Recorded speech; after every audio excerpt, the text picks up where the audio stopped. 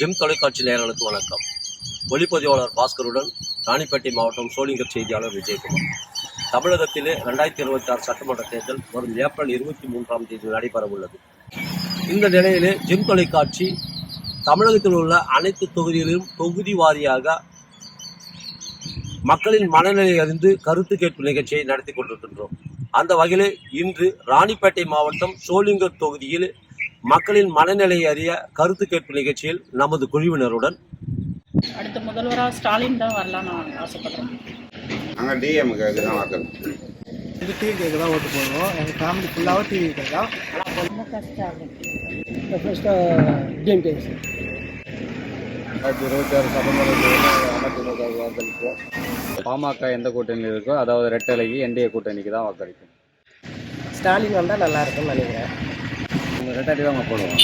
திராவிட முன்னேற்ற 2026 ஏடிஎம்கேக்கு தான் வாக்களித்தா நல்லா இருக்குன்ற எனக்கு கருத்து. ஏடிஎம்கே கூட்டணி ரெட்டை எலெக்ஷன் தான் வாக்களிக்கும்.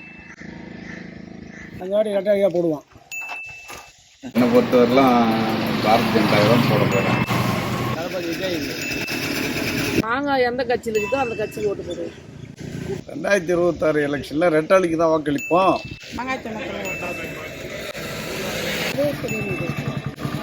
ஏடிஎம்கே கூட்டணி இருந்தாலும் மாங்காய்க்கு தான் ஓட்டு போடுவேன். நான் சூரியன் தான் எடப்பாடியாக இருக்குது. டிஎம்கே தான் வாக்களிப்போம்.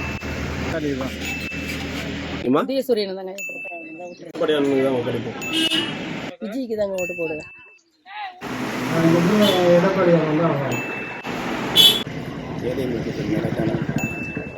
இந்திய அண்ணா திராவிட முன்னேற்ற கழகத்தில் கூட்டணி கட்சிகளுக்கு வாக்களிப்பேன். இரட்டலை தான் வாக்களிப்பேன். முக ஸ்டாலின் தான் வரணும்.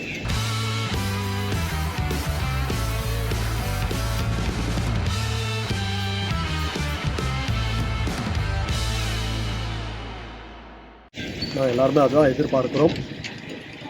பாட்டாளி மக்கள் கட்சியாகும். அடுத்த முறையும் ஸ்டாலினே ஆட்சிக்கு வந்தால் நல்லா இருக்கும் நினைக்கிறேன்.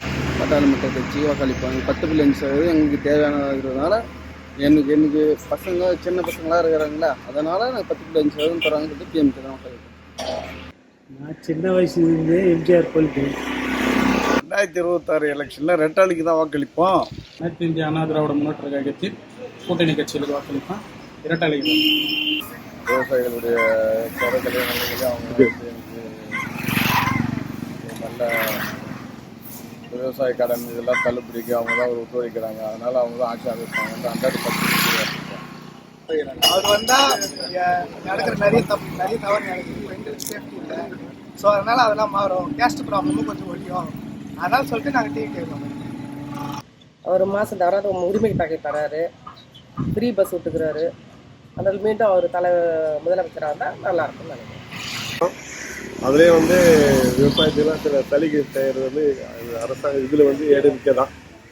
இன்னும் இல்லை, அப்போ எம்ஜிஆர்லேருந்து ஜெயலலிதாவிலிருந்து இன்னைக்கு எடப்பாடியார் வரையும்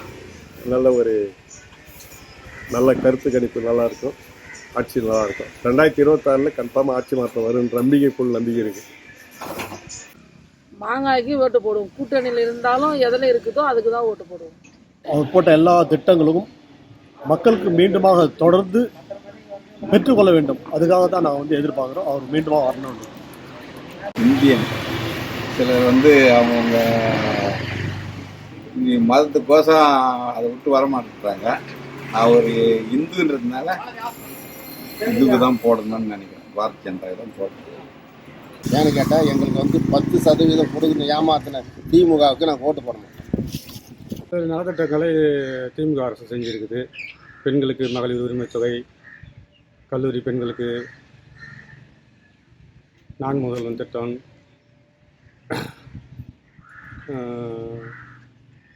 பல 17 வருஷமாக நாங்கள் இருந்த வரைக்கும் அதிமுக வாக்களிச்சிருக்கேன்.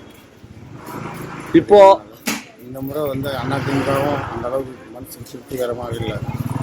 திமுக ஆட்சி மேலே நிறைய அவநம்பிக்கை இருக்குது. அதனால் யார் நல்லவங்களோ இந்த தொகுதி நிற்கிற நல்ல வேட்பாளர், சட்டமன்ற வேட்பாளர் யார் நல்லவங்களோ அவங்க பார்க்குறாங்க. மாறி மாறி தான் ஓட்டு போடுறாங்க. ஒரு வருஷம் இந்த 5 ஆண்டுக்கு இவங்கன்னா அடுத்த 5 ஆண்டுக்கு அவங்களுக்கு மாறி மாறி தான் ஓட்டு போடுறாங்க. மகளிர் உரிமை தொகை இருக்கு இல்லைங்களா, அது ரொம்ப யூஸ்ஃபுல்லாக இருக்குது. அப்புறம் விடியல் பயணம், மகளிருக்கு இலவச பேருந்து சொல்லியிருக்காங்கல்ல, அது ரொம்ப யூஸ்ஃபுல்லாக இருக்குது.